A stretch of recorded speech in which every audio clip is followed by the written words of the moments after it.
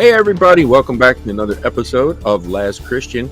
We're having a great time over here, and JD, as always, is with us today, and we're just going to have a little conversation today. Not going to be so much jamming your head with tons of information, but we're going to take a look at the ecosystem at the time of creation. So obviously this was before the flood, and we're just going to read it and ask some questions, and we're going to have a good time today. What do you think, JD? I'm excited about this one. I really am. Yeah, you like the question part. Well, you know me and questions. I never have a shortage of those. You can believe that. Which is a wonderful thing. All right, David, I'm turning you loose because I'm interested in this topic. Oh, okay, great. So right in the beginning, we see obviously how creation was made. So I wanted to touch on a few things just to wrap up Genesis 1 and the whole gap theory. Now, I'm not mad at people for believing in a gap theory as I am to flat earth, because flat earth is just nonsense. Right. Sorry if you're a flirter, but it is. It's just nonsense. Right. Okay. And let me touch on that just briefly as well. I mean, there's a million things we could touch on, but we don't want to waste all of our time. But the one main thing is they look up the biodome experiments. Okay. And what happened is they created biodomes because they wanted to try and create something they can put on another planet at one point, or at least if this planet went kaput, they'd have a biodome and they can just have a protected environment. Okay. Now, that is basically the idea of this flat Earth theory, that it's flat and it's a disc and it's covered by a dome and everything. Here's the problem. Here's the one main one. There's always main ones, and one with the gap theory is one thing, but the flirt is there was no weather in the biodomes. Okay, simply because the Coriolis effect, basically the Earth's spinning, is actually what causes our weather. That's how we get hurricanes, which you just had in Texas. That's how we get any weather patterns, is because the Earth is spinning and the air is moving above it. So when water evaporates and everything goes this, and then there's heat and everything, they could not do that in a biodome. Why? Because in a biodome, basically, it's all enclosed. And if it's all enclosed, and in one sphere or one dome like that, the entire surface would be the same temperature. Everything. Sense. It would be, if you go up to the top of the mountains, it would be the same temperature because it's all enclosed. And because heat actually rises, so why wouldn't all the heat be at the top of the dome? Right. According to their Earth nonsense. They think gravity is just this direction where gravity is pulling into everything. Yeah. But there was no wind in the biodomes. Since there was no weather, there was no wind. And since there's no wind, then the trees were not stressed as they were growing up. Okay. Since the trees weren't stressed as they were growing up, they were very weak. So when they got big and got big enough, they literally all just snapped from the weight. Oh, okay. So they're like, there's no way. They tried all sorts of different things that they can create any kind of wind or weather pattern, and it just didn't work. It just would not work inside this dome thing, simply because of the shape and structure of it. How can you create weather in there? Right. So that out of the gate just eliminates it scientifically. So not to mention all the satellites. I mean, how do they explain satellites above us? They say satellites are fake, and they're lying to us about the satellites. They're lying that we went to the moon. Okay, right. They got a doctorate, and they're lying about all these different things. All right, so let's say that's true. You're granted. Okay, they're lying about satellites. How does that make the Earth flat?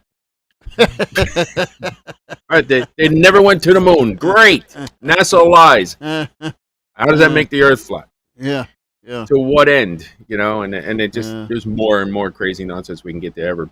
Yeah. But the main thing is that in a biodome you can't have weather, and everything, no matter where you go, is the same temperature. Yeah.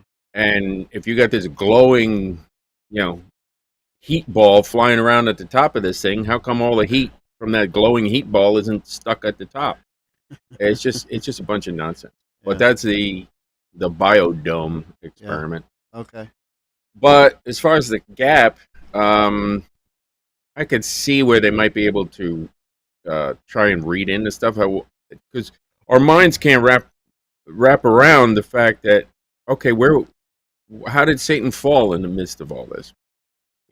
So they have to contrive this millions of years, and that the earth was around for millions of years, and so there's a couple of main things for that as well. And even though I'm not mad at people for thinking, I get mad. Who am I to be mad? I'm not disturbed by people thinking about a gap theory. I looked into it. Okay, great. Let's take a look. And as we read in Genesis 1, and then verse 1 through 3, basically in the English, it's 3 different sentences, and it looks and appears one way. It's 3 different sentences. Okay, God, and the earth was formless and void, and then God said, "Let there be light." But as we learned on the show here, that the actual 3 verses are one sentence, and the subject of the sentence is He created light in the beginning to create the time-space matter matrix that we live in. Right. And that's what all the ancient Jews said too. It says not just the beginning of time here, it's the beginning of everything. It's the beginning of like time, existence, light, everything began at that point. There was literally nothing in this physical world. So it was basically, this just popped in my head, but basically this entire, and there's universe, whatever you want to call it. This stuff was all made for us, for human beings. I mean, there wasn't any other reason for God to do all this creating except for us.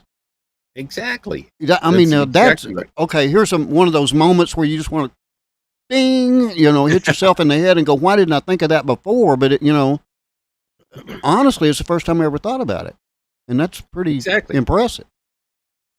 Yeah, and that leads to so many things. It was specifically exactly designed for a place for us to live. And it's Himself, because He is light. God is light. So He actually used His own existence, creates this whole matrix that we live in, just so we have a place to live. Right. So it gives new meaning to when Jesus says, "I go to prepare a place for you." Yes, absolutely. Whoa! What does He mean by that? Like, look at the place He prepared before. These stars and the earth. Man, that's a weird looking animal. Boy, cool. Okay, we're seeing we're going to see all kinds of incredible stuff. Yeah, it's going to be totally amazing. So back to the gap theory. The Bible never ever says anything about this long period of time in between day 1 and day 2. Never says anything like that. Okay, so one of the contentions they use is that, oh well, look at the the age of the universe. Oh, look how old it is, and the stars are this far away, so that means it has to be that old. And then then all these ancient civilizations. Well, yeah, we see ancient civilizations at the bottom of the ocean and things like that, but that was just before the flood. It wasn't before that time. Right. And then they use when the earth was formless and void. And then they go, oh, look, it says tohu vavohu, in the Hebrew, saying, okay, it was a wasteland. Well, that's not really what it means. It can be used in the context if you're saying it was a wasteland. Like, hey, if I go to the desert, I can say the desert is formless. Right, yeah. Right? But that doesn't mean every time they use the word formless, it means it's a desert. It's like if I say, hey, it's raining outside, so the ground is wet. That doesn't mean if the ground is wet that it's raining. Right. Okay, it doesn't go backwards like that, because it could have been a guy washing his car and he just got the hose out and it's all over the place. Right. So that's why the ground would be wet. So this is what we look at. But the tohu vavohu, they say, look, it became. In the Greek it says became, and in the Hebrew, it really doesn't say became that way as if it was something else before. What it does say is it came into being, formless and void. Okay. Yeah. So when when he first made it, it was basically, here's a lump of clay. All right. It doesn't mean it's a wasteland. Doesn't mean it's, it's evil and it's got long ages of anything. It says when he made it, okay, here's my unformed clay. Now let me mold this into a statue or a vessel or something. Right. And that's kind of the idea what it was. He says first he made the dirt and then he made it into something. Yeah. You are the potter, I am not the clay. Hey, it was perfect before and then it became formless and void, and it doesn't say that. And they read that into it, and then they read in Isaiah, and it says similar things to Huvavohu, and it says, and the birds were over the land and stuff like that. So when you read the Isaiah account, it looks like, it was just long ages of this. But no, the Isaiah account is clearly a prophecy of what's going to happen to Israel, which did. It became formless and void because, number one, it's God's word, but the reason for it is they taxed people for having trees. Every tree you had on your property, they taxed it. So everyone went down and cut down all the trees so they didn't have to pay the taxes, and it made the whole land desolate. Yeah. But that's the mechanism of how it happened. But the point is that the prophecy, it did happen. And that was because of the Ottoman Empire. So you can't really use Isaiah as, look at these long ages of the past. But the big nail in the coffin, just like there's no weather in a biodome, that's a nail in the coffin for flat Earth, amongst a million other things. Like, how come I see a sunset then? Right. Among other things, that's the big one, is you can't possibly have weather and all the trees would snap and it would fall apart. So clearly that didn't happen. I like the sunset thing. Floats. Yeah, I like the sunset and sunrise. I mean, what happens to the sun after it goes under the horizon? They say it just gets farther away and really tiny. It's like conveyor belt moves it to the other side. I mean, it's crazy. Yeah. Just randomly just floating around. And if it's going so fast, it's 1,000 miles an hour, as they say. Where's all the chaos from that? Yeah.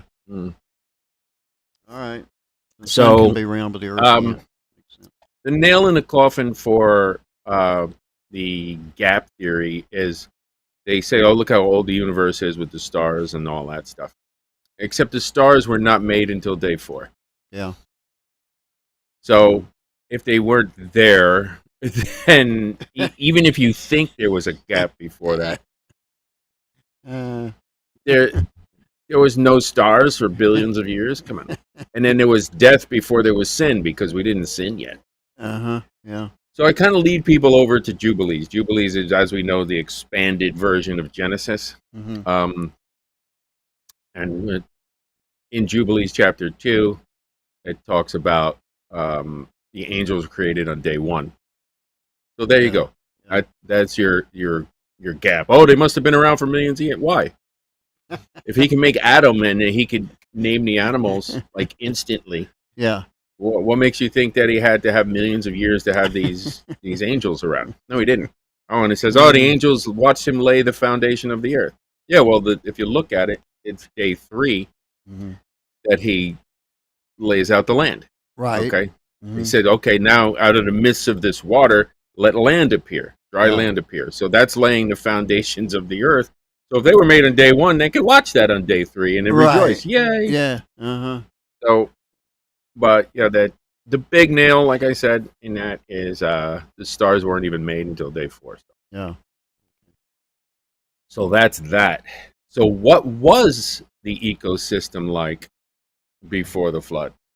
Yeah. Let's look at Genesis chapter 2, shall we? Okay. All right. Do you have it? No, I don't. Still waiting on I'm still waiting on that second monitor to show up. It hadn't showed up yet. Just go to Micro Center. They got them all. I've got them around here. He just hadn't set up my system yet. I see. All right. So Genesis 2, thus the heavens and earth were completed and all their hosts. Okay.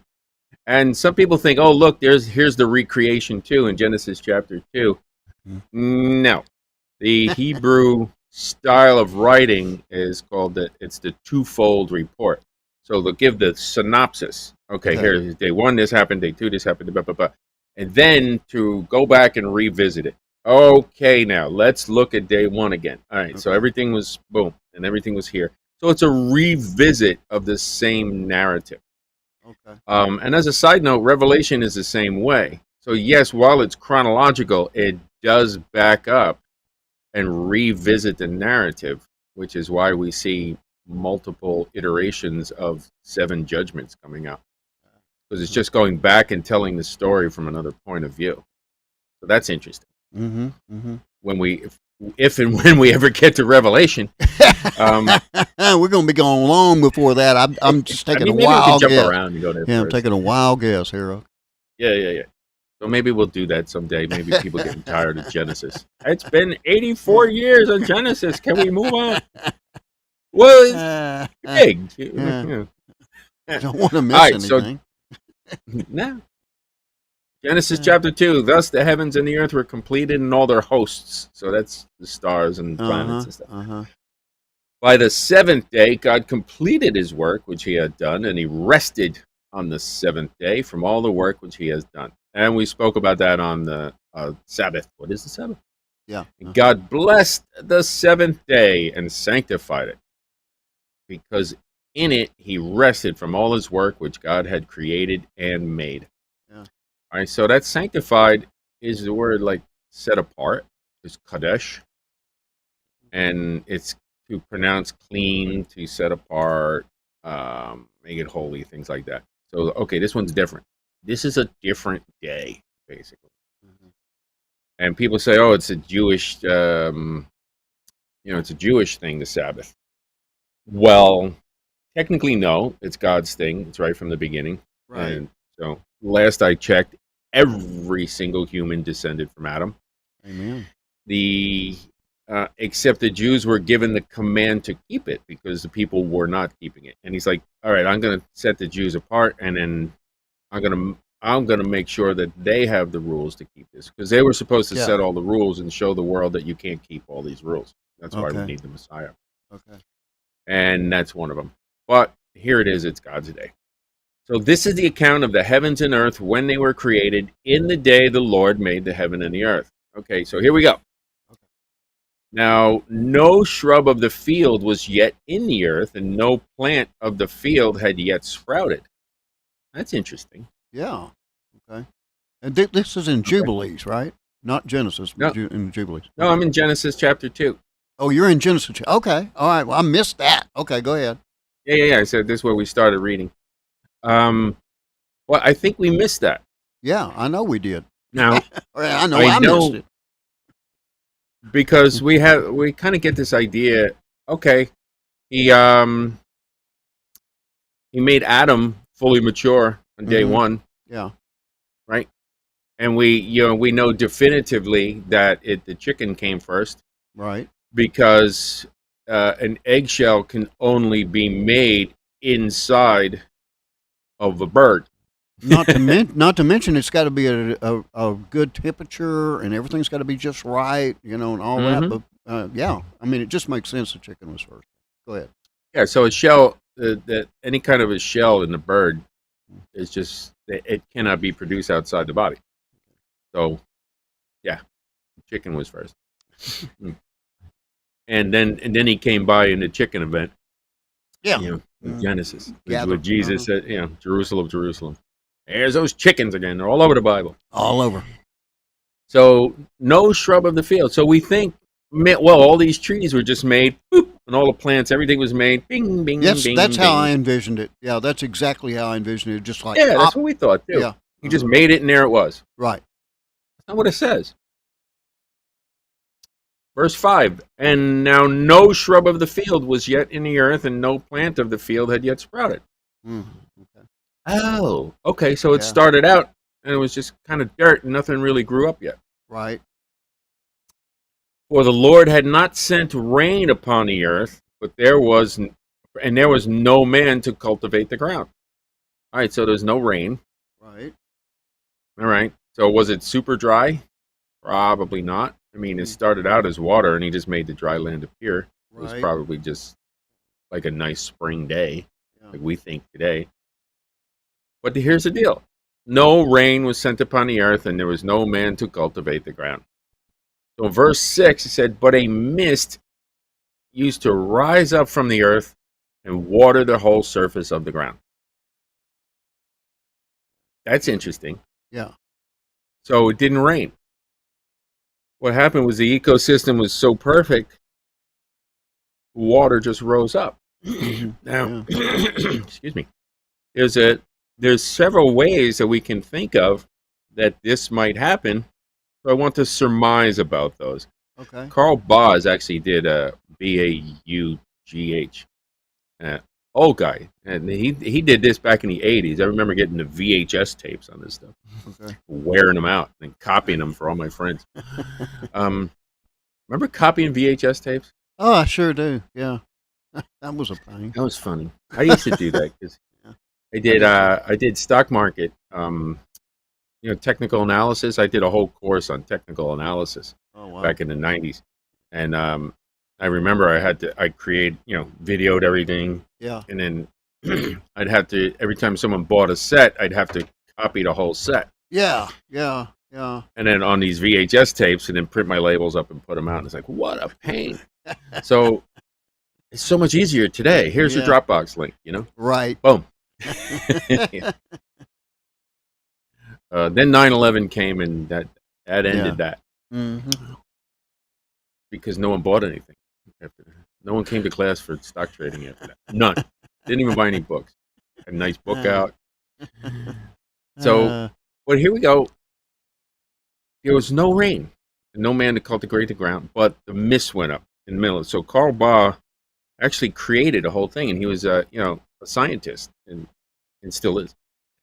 And he said, okay, you have the firmament. Remember, we talked about the firmament being like a water covering over the earth. Right. And then the fountains of the deep broke, that we read in Genesis 6, shot up. All that hot water pressure shot up and then melted the canopy progressively. And that's why it took 40 days for it to fall in. And that's why we see much higher sea levels today. And so it answers a lot of questions when you do that. It didn't rain. That's why they didn't listen to Noah. Like, what are you talking about? Yeah. The water's not going to come from the sky. I can see, but thinking about it, in defense of the indefensible, having never seen rain before, you can kind of understand how come they said, "What are you doing?" That makes no sense. It's like somebody going out in the middle of the Sahara Desert with a palm tree or something and planting it. What do you expect to happen? Is this? I mean, Yeah, it's like, are you on meth? What happened? Right. Meth, that's not invented yet. So we have this ecosystem, and this kind of fits right into it. If, in fact, you do have this ball around the earth, for lack of a better term, a dome, but it's a spherical one around the whole earth, it would answer a lot of questions.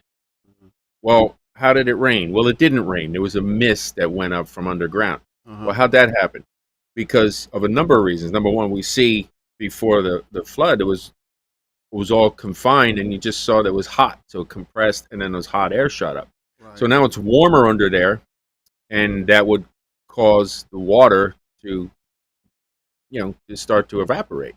Yeah. It wasn't crazy hot, but inside that container, the whole earth was basically one temperature. Yeah. So we can see this from before. That's why you see, animals at the North Pole. They go up there and they go under all this ice. How did they live here? In Siberia, and they find all this lush vegetation and everything. Because of the confinement, the entire Earth was basically one temperature. And he suggests it was 78 degrees pretty much during the day and 72 at night. And it was just that way all the time, and it was perfect. Now that canopy that we're talking about would also magnify the vibrations of the stars. They can listen to the stars now And if you play it at the right frequency, the stars actually play music, which sounds like classical music. Oh, wow. If you measure the vibrations of it, they're all giving off radio signals. If you turn them into sound, it's glorious. Okay, that's why he says the stars sing for his glory. Yeah. Yeah. And we see this. So if that is projected onto the canopy, and then that canopy resonates, that would cause vibrations in the earth, because it would come down, and the trees are up here being antennas for that vibration, would come down, and then those vibrations would, through the roots, go through here. And we all know there's vibrations out there. You feel them all day. That's how cell phones are vibrations. Sure. And that would cause the water to come up. So it was this constant system. Now the water will go down into the earth, filter through, and come up as pure, clean water. So we're starting to see, even in this little stuff, when you understand all the pieces put together, there's a completely different ecosystem at the time. Yeah. That's cool. Yeah, that's really cool. Yeah, it really is. But the cooler part is when Jesus comes back, now we clearly know that he is the light, which means he is all this energy as well. Right. And when he comes back in what we call the rapture, then I surmise that would set off a cascade of events. That's why we see all the mountains collapsing. That's why we see him stand on the Mount of Olives and it splits in half, and all this stuff is happening. And then his energy at the second coming, like right after that, when he returns with us and the great sword, that would kind of just melt everything down and reset it to the same way that it was before. That it was original. Yeah. Get back to the original. And we see a lot of that people will live right through the millennium. How they live so long, and this and that. So we're going to see a return to this, which is why I'm real excited about talking about it now. But we're going to have to talk about the rest of this in the second half. Why don't you share with the people why we're here? Yeah, we're looking for that last individual to accept Jesus Christ before the rapture of the church. And everything's been done, David, that needs to happen for the rapture to occur. Now, we're never going to call a shot. We're never going to tell you the day or time, because God told us that only he knows. But we do know that it's coming. And all you've got to do is say a really quick prayer to the Lord. Tell him, Lord, I'm a sinner. Please forgive me. I know Jesus Christ is your son. I want to follow him all the rest of the days of my life. I put my entire hope in you. Please forgive me in the name of Jesus Christ. Say it in your own words. He'll hear your heart. David will be back to tell us more in the second half of the show. Hang in there. We'll be right back. From Feature Story News in Washington, I'm Benji Heyer with your Week in Review, a roundup of what's been making headlines these past days. And we start here in the US Capitol with a make-or-break week for President Joe Biden that ended with him staggering on as Commander-in-Chief. He remains heavily under the cosh after a handful more members of Congress from his own Democrat Party joined a growing list of lawmakers demanding he drop out of the race for the White House. Those calls for the 81-year-old to step aside have escalated since the president stumbled through a recent TV debate with former President Donald Trump. In an effort to allay fears about his fitness for office, Joe Biden held a highly anticipated hour-long press conference on Thursday night at the NATO summit, littered with gaffes.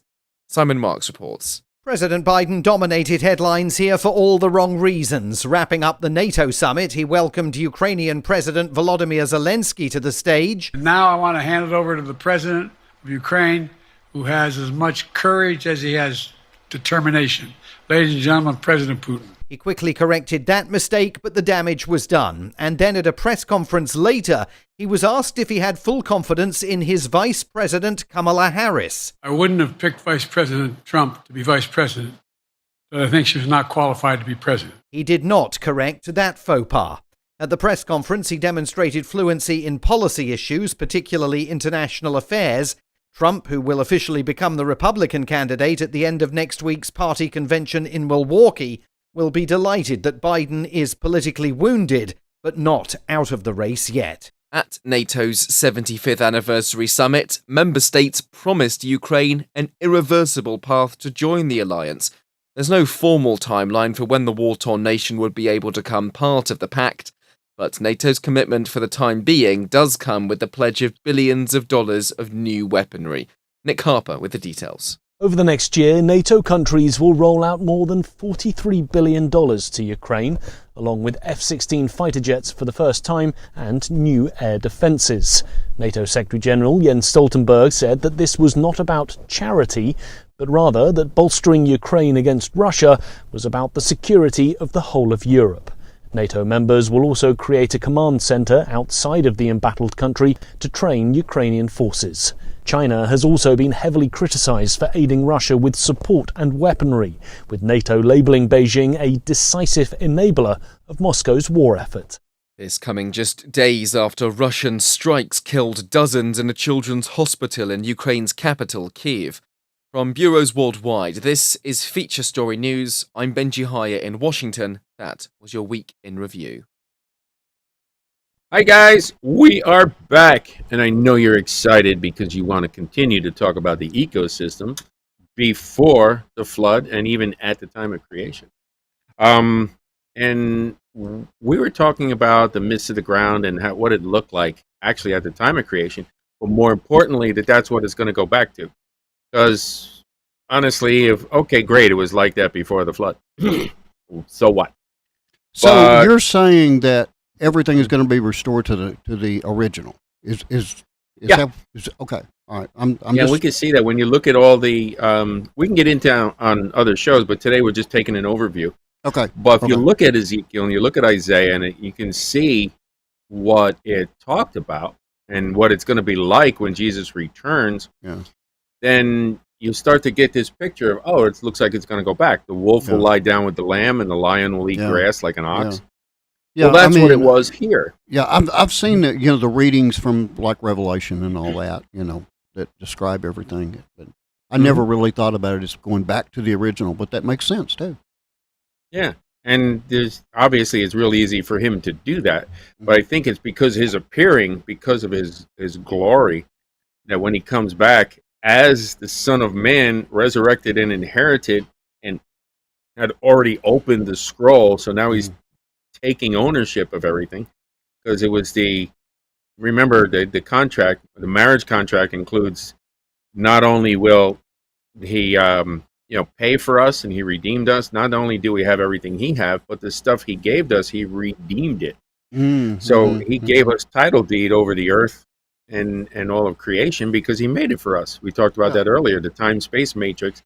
He made that for us to live in, but we lost it because Satan came with that contract. It says, did God really say that? So now usurped the authority and basically hijacked the contract that we had. That's why they call he's called the God of this world.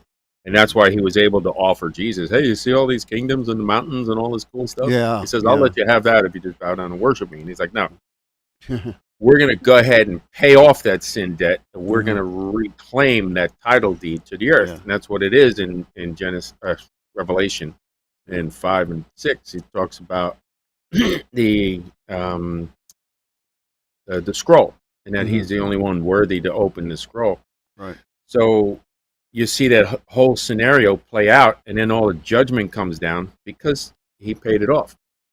Right. So we need to understand that that contract needed to be paid, and that's what Jesus is opening it, and then he's going to restore it back to the way it was.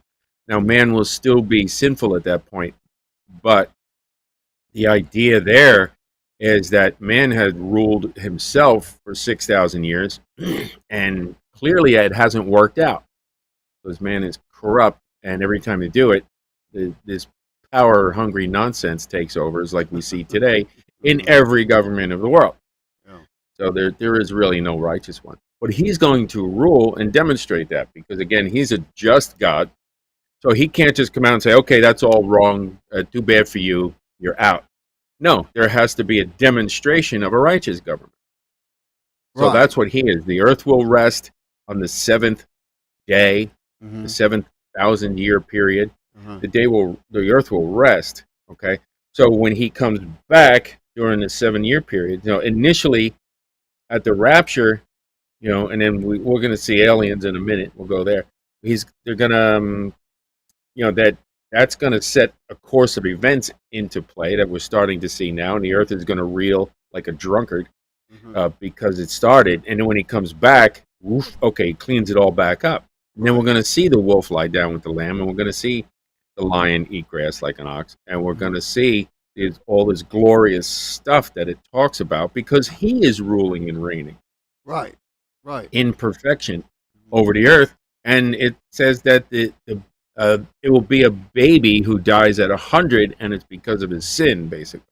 So if a man continues to sin, he'll be 100 years old, and he's going to die, and people can be like, whoa, how come he died at 100? What happened? So that's going to be the ecosystem again. It's going to go back to the way it was. Because here, we see that man lived 900 and change. Methuselah is the oldest recorded one, 969. Right.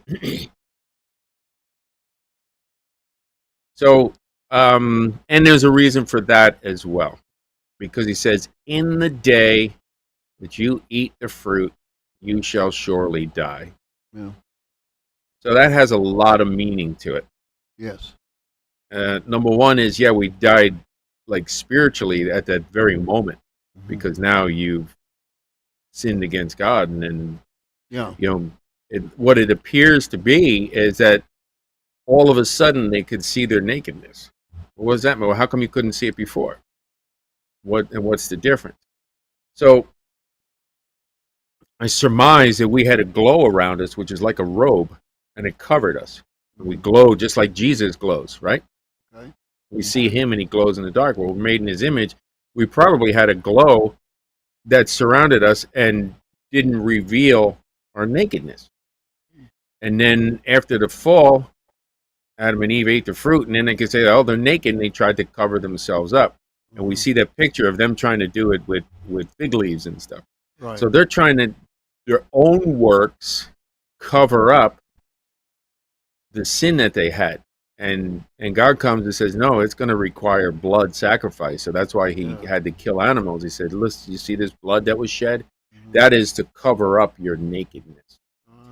And they basically covered their reproductive parts because that sin is a reminder that they're going to reproduce this sin. And now every man since then was born into sin. And that's what the reminder is. I'm going to cover all the reproductive parts because that is the big thing. It's not like, okay, Adam and Eve can have a kid now, and then, okay, they're not going to have any sin. No, we were born into it because of all that. So there's a lot inside of there, too, in that whole ecosystem. So they're walking around with it. Makes sense. Yeah, a lot to melt your brain with today. Yeah, for real. All right. So where were we anyway? The ecosystem. Yeah. So what was it like before that? So, and then one day is as 1,000 years, and 1,000 years is as one day. It's very prophetic, that term. Yeah. It doesn't just mean that God really doesn't have any time construct. Although he lives in eternity, he created this time-space continuum. He created time. exactly perfect. Yeah, he created he invented time. Yeah. For a specific reason, for a specific time. And everything you see in the Bible is specific timing. Right. So when he says one day is as 1,000 years, that's one thing. But then he flips it around just so you don't misunderstand it. He says in 1,000 years is as one day. When he does that, then you understand this is a literal comparison here. And that is basically the microcosm. I'm giving you this 7 days here, and then that's going to be a picture of what the 7,000 years will look like. So we're coming into the Sabbath day. We're coming up real close. That's going to be the rest day where Jesus rules and reigns. And then we get to look back at all the stuff that he did. Amen. So people will live right through that. Okay, and we see that all over. And astonishingly, at the end of the 1,000 years, now keep in mind that Satan is bound in Hades this entire time for the 1,000 years. The false prophet is thrown into the lake of fire, and earlier the false Holy Spirit and the false prophet. were thrown into the lake of fire earlier, and then Satan was bound in Hades until the 1,000 years were over. And then he's thrown into the lake of fire with them afterwards. So now I'm really confused about the millennial reign, and I know I'm probably throwing you completely off of what you're going to teach today. But no, I mean, that's why we're studying the ecosystem, because that's what it's going to be like. Yeah, soon. I mean, during the millennial reign, do people sin? And I'm not talking about Christian. I'm not talking about those of us who were raptured, that are Christians, true Christians. Through. Yeah. The people who live through the tribulation period will actually be the ones who populate. Okay. And then it'll start to go back. Just like when Noah came in the flood, Noah still lived a couple hundred years, like 300 years after that. And then Shem actually outlived Abraham. Ah, okay. Okay. So Shem lived 50 years longer than Abraham died, and Abraham was born several generations later. So you instantly start to see it, but the original ones will still have that. So I think it'll probably be reversed. So the original people that make it through the tribulation, they'll probably die 70, 80 years old. But then those people that are born from there will actually start to live longer and longer and actually live right through it. So we can see that relay race over to there. Okay. That's what it looks like to me. Yeah. But yeah, they what was the question? Well, if they're going to sin or not. I mean, while Jesus is on the earth as king, because after 1,000 years there's a rebellion. Okay, yes. So that was the reason for my question, because I was trying to figure it out. How people can live in peace and harmony for 1,000 years, then jump up at the end and say no more. That was my question, really. Yeah, that's a perfect one. Well, it says he who sins will die at 100. Okay. So it'll be swift judgment. Okay, gotcha. That's really what he's talking about. So if you're going to continue, and it also says if you don't come up to the feast days, you're not going to get any rain. Ah. So why would he say that if there weren't people who aren't going to come? Yeah, okay. Yeah, it makes sense. All right. He's pointing it out because he's telling you, like, the ones who don't come up and celebrate the feast days, you're not going to get any rain. Yeah. And clearly he's God and he can do that. Right. So we see the people aren't going to come up and obey his laws. People are going to sin because he's going to cut them off. The point is, okay, man is still sinful, and we're here. It's just that we have a different ecosystem. Therefore, in that ecosystem, things will be a lot better ecologically. Yeah, yeah. But the heart of man will still be deceitful. Okay. However, when he's ruling and reigning, it will show how the perfect reign of Christ will actually cause most men to act righteously. Right. That's the whole idea, is you govern yourself. You're not causing man to act righteously. But the perfect righteousness of Christ ruling and reigning, that will cause men, because of the punishment that's there, it will actually cause them to not do that so they don't get the punishment, demonstrating his perfect righteousness. Yeah, so by the very nature of it, you'd have to have some that actually say, well, I'm just going to sin anyway, too bad for you. Because I also, and correct me if I'm wrong here again, because you're the Bible scholar, but those of us who are taken in the rapture, we come back, we kind of reign like judges or something, right? I mean, we do. We actually rule and reign with him. Just think of it as the queen. Technically, we'll be the queen. We will rule and reign with him. We will be ambassadors for Christ. He's given us full authority. Now we'll see him as he is, face to face, so we can rule in righteous judgment. And so you have this idea, okay, there's the king, but he's not going to go around and be the actual judge. And we are kings and priests. And what we don't realize today is that the kings make the rules, but the priests were the judges back then. Yes, right. Yeah, I knew that. All right, if you had an issue and it was about some legal matter or something, you would go to the priests. Yeah, and take it directly. That was one thing that was impressive in the Bible, is how many times you saw where people went to the king directly, to get their situation taken care of. Yeah. Okay. So if we're kings and priests, we are doing the judges. Matter of fact, Babylon tries to steal it. That's where all the judges wear black robes today, because they think they're priests of this dark legal system that they have. It's really evil. Babylon is evil. Evil, and they hijack everything. Well, like I said, I'm sure I threw you way off your teaching, but I just had that question I had to answer. You know me, I got to ask it if it pops in my little mind. Yeah, well, I'll do my best. Most likely, it's been asked, and I'll have an answer. Yeah, I agree. I know. Ask the same questions. So we'll be kings and priests, and we'll be doing the judging, and judging as an ambassador. Okay, what does it say in the Word? Yeah. Oh, it says this. So Jesus still rules with us because it's his word that we're using to rule. Right. It would be just, it would be just judgment. That's good. Yep. It would be righteous instead of what's my opinion. Right. It's irrelevant.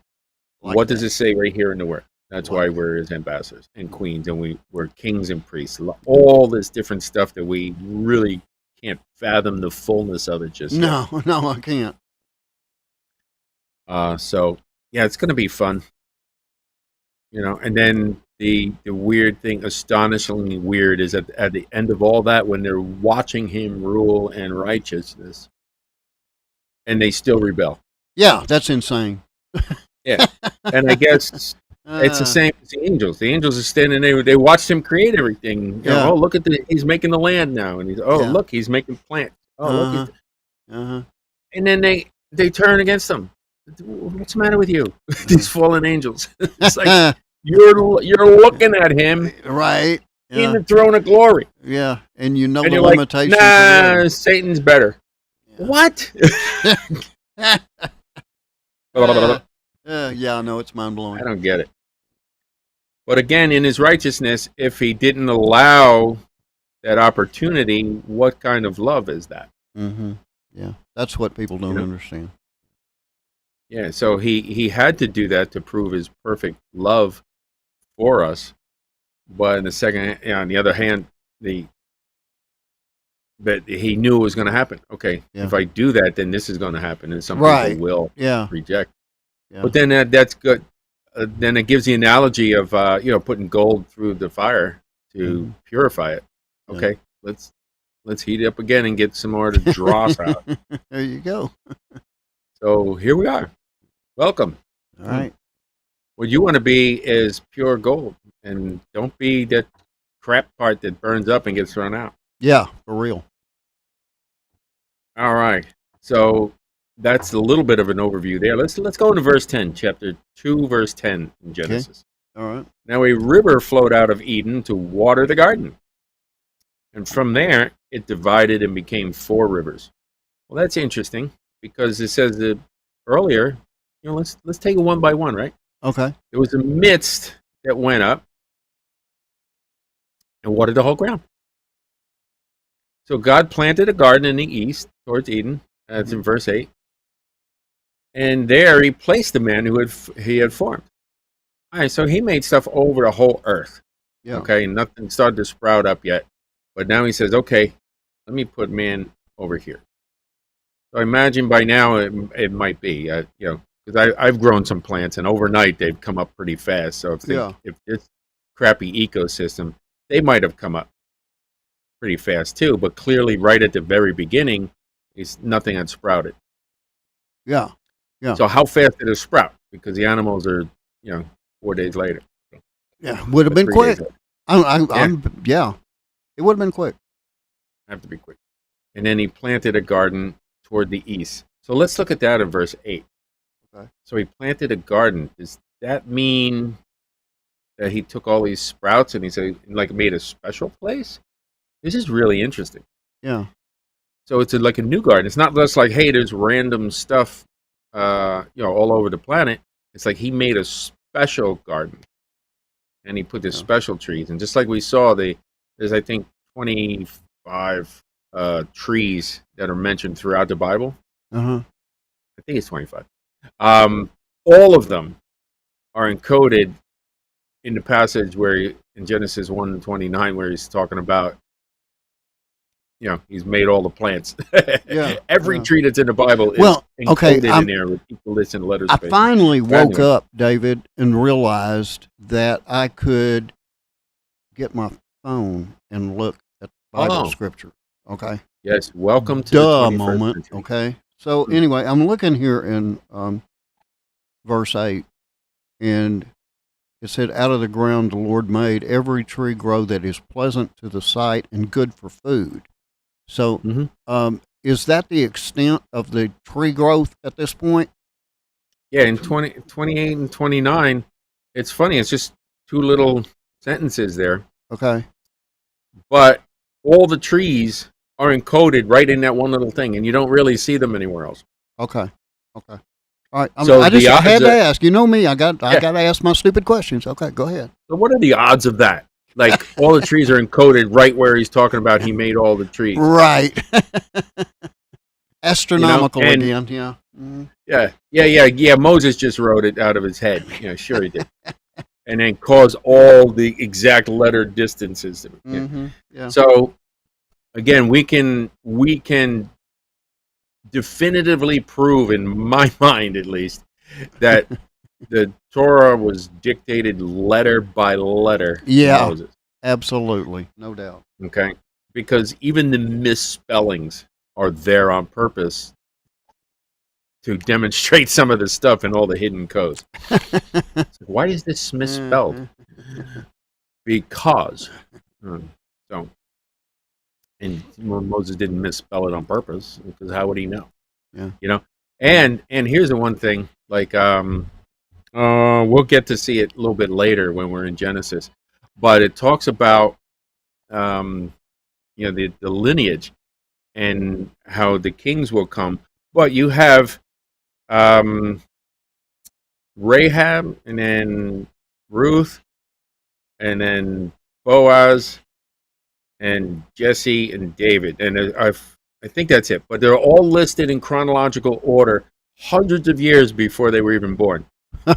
When it's talking about the lineage unto the king, it's all listed in there. It's equidistant letter spacing coded within that passage. Yeah, because Moses knew all these people were going to be born hundreds of years later, and just kind of wrote it. Yeah. Take that with you. Yeah. Anyway, so God planted the garden, and out of the ground, see, here we are again. The Lord God caused to grow every tree that is pleasing to sight and good for food, and the tree of life is also in the midst of the garden, and the tree of the knowledge of good and evil. So here's another thing: is one sentence, and it's jam-packed with information. Yeah. Okay, so I know what I see, but what do you see out of the gate? Just go off into the weird questions, and then see what you see here, and then I want to go into what I see. Are you talking about in verse 8? Oh, verse 9. Verse 8 and 9 together, if you want to put them 8 and 9 together.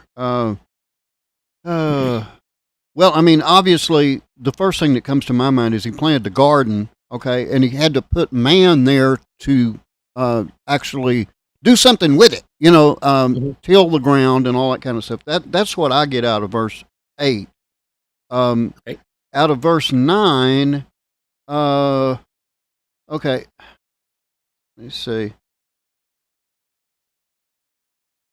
Out of verse 9, I'm not getting a whole lot there, David. You're going to have to help me on this one some, I believe. But okay. What I'm getting here is that if the tree looked really good, if it was something that was pleasant for people to look at, he did that one. And if it was for food, then, I mean, obviously that's going to be number one. You want to be able to feed the man you just made.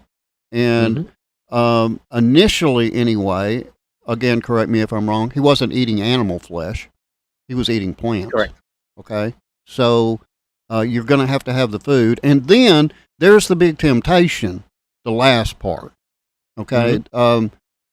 I'm giving you all this. I'm telling you exactly what to do and what not to do. But the what not to do, I'm putting the temptation right there.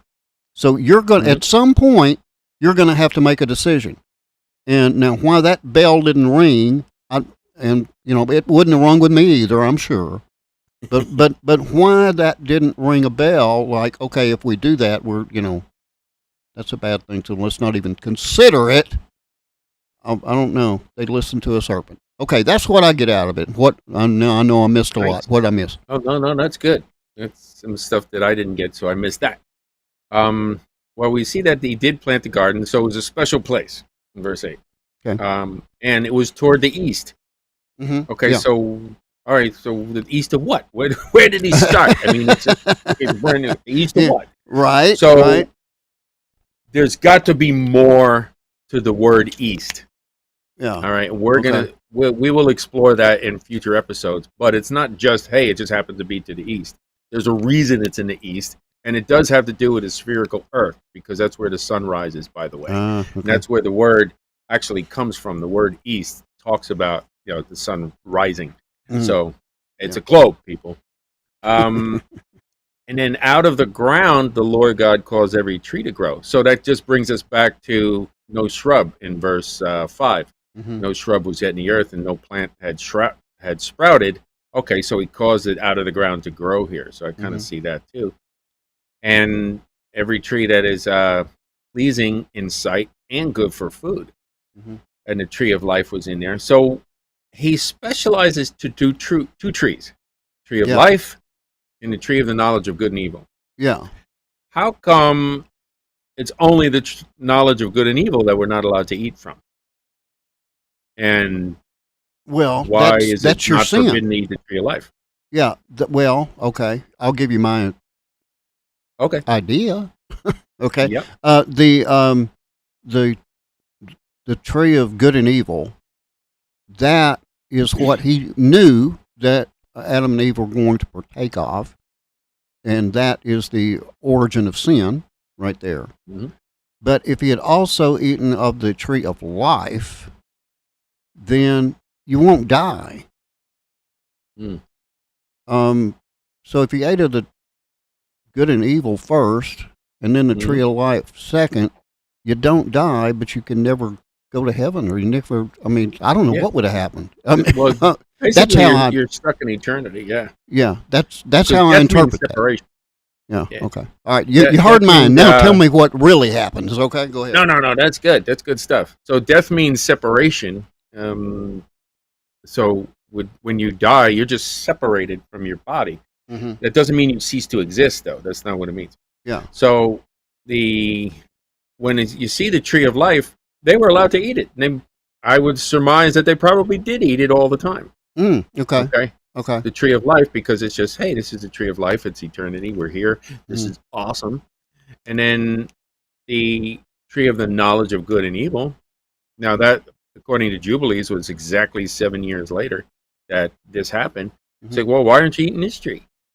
So Yeah. now, after they ate of the tree of knowledge of good and evil and sinned, then the tree of life was blocked off at that point. Oh, don't eat this now, because you'll be stuck in eternity forever there. So before the fall, they were probably eating it's there. And then afterwards, he says, okay, you can't eat that now because that's eternity. Gotcha. Yeah. Okay, that makes sense that way. Okay, go ahead. Yeah. So since we're heading into eternity, why don't you tell people how they can join us in eternity? Well, I'm glad you knew where we were, because I wasn't until I looked down and said we had 40 seconds. Okay. All I'm going to say is please join us in the next edition of The Last Christian, because we're going to keep this going. We're getting really close, and if you haven't accepted Jesus Christ yet, you need to get on the stick before it's too late. You don't want to be stuck here for 7 years of the worst time the earth's ever seen. So please, just ask the Lord for forgiveness and tell him that you know Jesus died for you and that you want to follow Jesus all the rest of the days of your life in the name of Jesus Christ, and you will be saved. Until next time, y'all have a great weekend. Good night, and God bless.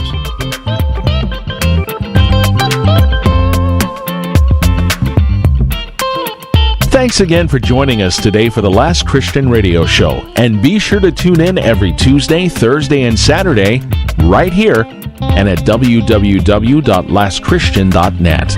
Until the trumpet sounds.